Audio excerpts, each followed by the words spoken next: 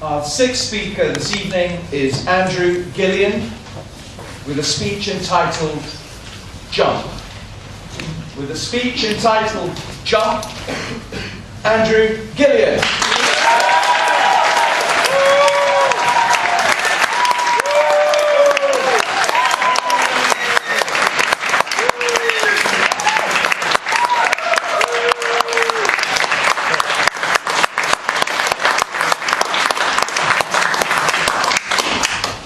Last year, Felix Baumgartner leapt into the record books.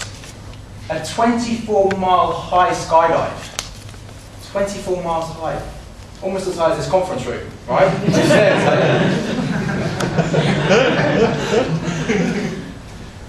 Before you jump, consider now immortal words.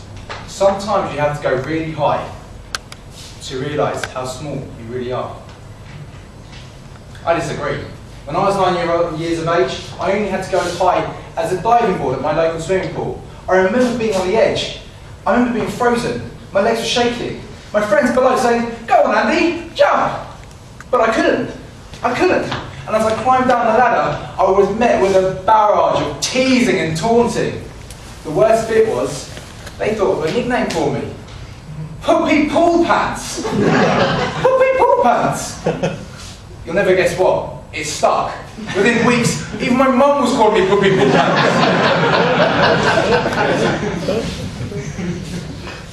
So a few years later, I'm in New Zealand.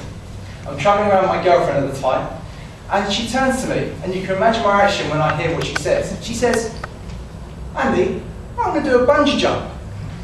The thing about this is, it sets me up with a bit of a dilemma, because if she jumps, I would have to jump. Otherwise, face eternal taunting and teasing from my friends back home. Mr. Contest Chair, my fellow Toastmasters, most welcome guests. Have you ever been in a similar situation where you've been forced to do something completely against your will that makes you face your deepest fears? If you find yourself in a situation like that, how about you treat it as a gift, as an opportunity to overcome those fears? How about you jump? So back to my dilemma. What should I do? If my girlfriend jumps, I would have to jump. I need one thing for it. Convince her not to jump.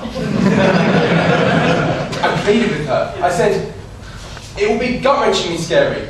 I said, you could even get detached retinas, which apparently is true. I then took her to one side and said, listen, I've heard the G-force gives you wrinkles. She was having none of it. In fact, it made her more determined. She marched straight down to the bungee office and signed up. I was chasing after her, pleading, "No, don't do it." And then I got there. I saw what she'd done. She'd signed up for the biggest, baddest bungee jump around, the Nevis bungee jump, 134 metres high, 8.5 seconds of freefall. It was over to me. What would I do? It felt like my death warrant, but I signed. Before I know it, I'm at the bungee site. There I see it in front of me, suspended by high-tension cords, swaying ominously in the wind. The bungee pod.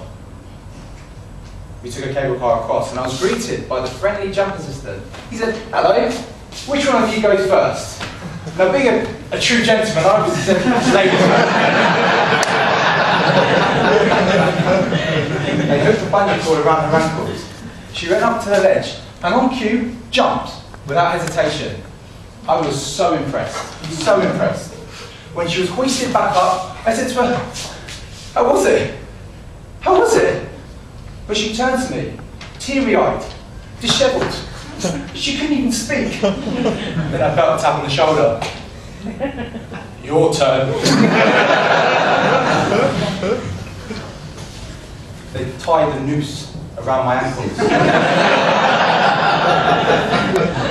I was forced to the edge. I had to waddle, and when I got there, I made the rookie mistake of looking right down. From that high up, the Nevis River looked like a tiny stream, surrounded by big black volcanic jagged rocks. I felt faint. Then the jump assistant started throwing off the excess cord. It was quite heavy, and it began to weigh on me, and I began to feel myself get pulled over. I had to steady myself. My legs were going weak, they were going wobbly. My breathing was becoming deeper. I was struggling not to hyperventilate. Cold sweat ran down my forehead, and my heart beating faster and faster. What would I do? Then the jump assistant began his countdown. 5! Oh my God, what am I doing? This is crazy! 4! It's a complete unknown. This is ridiculous. 3! But if I don't do it, I'll forever be Poopy Pool Pants. 2! And if I don't do it, I'll regret it forever. I'll always regret it. 1! All I could feel was my heart pounding away. And then the jump assistant shouted, "Jump!" And I did! I jumped! And then I just thought, what have I done? And the ground came hurtling up towards me. I fell at over 100 miles an hour. I remember thinking, oh my God, this is it. I did the only thing left in my locker, the last option open to me. I flapped my arms, I tried to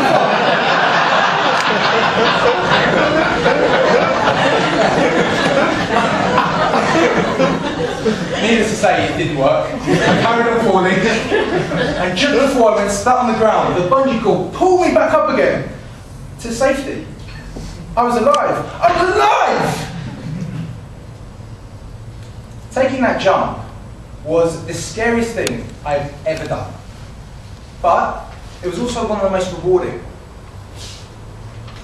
Before Felix Baumgartner jumped, he said, "I know the whole world is watching me now.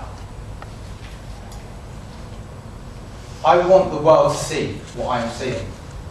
If you take these opportunities, imagine what you can see.